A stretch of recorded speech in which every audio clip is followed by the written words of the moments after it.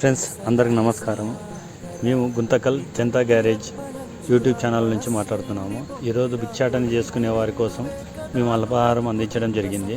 అందులో భాగంగా యూట్యూబ్ వ్యవస్థాపకుడైన విజయ్ కుమార్ మరియు నాని, అలాగే డ్రైవర్స్ ఉమాపతి, శంకర్, సీతయ్య, కృష్ణమూర్తి ఇందులో పాల్గొనడం జరిగింది.